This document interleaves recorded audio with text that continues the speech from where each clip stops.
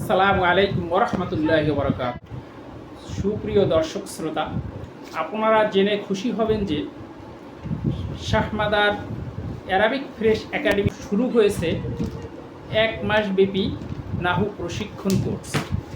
এই কোর্সে আপনাদের সকলকে স্বাগত।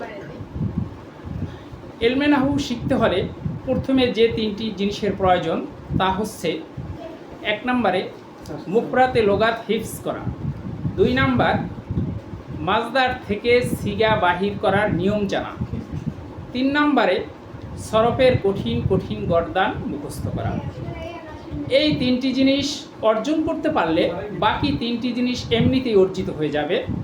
আর তা হচ্ছে অতি সহজে আরবি তরকিবের রাস্তা দেখাবে, অতি তাড়াতাড়ি মোরাব মবনি চিনতে পারবে এবং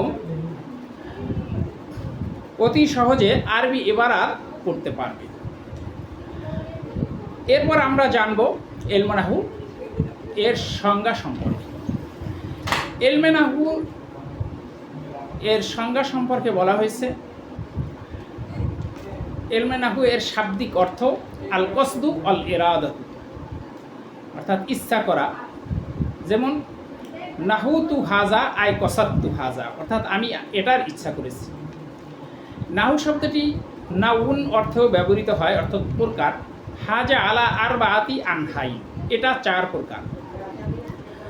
তারিফুল নাহবি ফিল ইস্তিলাহ, পরিভাষায় এলমে নাহু বলা হয় আল ইলমু নাহবুন ইউরাফু বিহা আহওয়ালু আওয়াখিরিল কালিমিস সালাসি মিন হাইসুল ইরাবি ওয়াল বিনাই ওয়া কাইফিয়াতুত তারকিবি বাযুহা মা বাযি।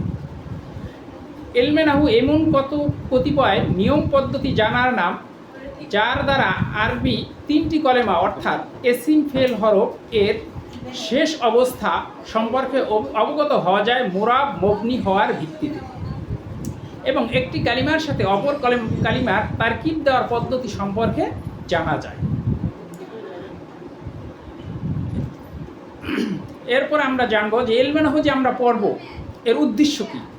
এলমে নাহুর উদ্দেশ্য হচ্ছে সিয়ানাতু জিহনে আনিল খতাই লফজি ফি কালামিল আরব, আরবি ভাষার শাব্দিক ভুল ত্রুটি থেকে জেহেনকে হেফাজত করা, মস্তিষ্ককে রক্ষা করা। অর্থাৎ আরবি ভাষার লিখতে পড়তে যে শাব্দিক ভুল ত্রুটি থেকে জেহেনকে হেফাজত করাই এলমে নাহুর প্রধান উদ্দেশ্য। এলমে নাহুর আলোচ্য বিষয় হচ্ছে আল কালিমাতু ওয়াল কালাম, অর্থাৎ আরবি একক শব্দ এবং যৌগিক শব্দ। আরবি কালিমা অর্থাৎ একক শব্দগুলি নিয়ে এলমে নাহু আলোচনা করে, এবং এক বা একাধিক শব্দ মিলে যখন কোনো বাক্য গঠিত হয় কিভাবে বাক্য গঠন করতে হবে সে সম্পর্কেও এলমে নাহু আলোচনা করে।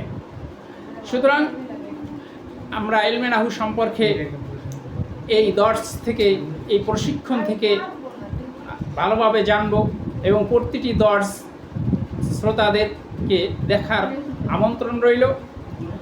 আজকে এ পর্যন্তই, আগামীতে দেখা হবে আবার অন্য দর্স নিয়ে। আসসালামু আলাইকুম ওয়া রাহমাতুল্লাহি ওয়া বারাকাতুহু।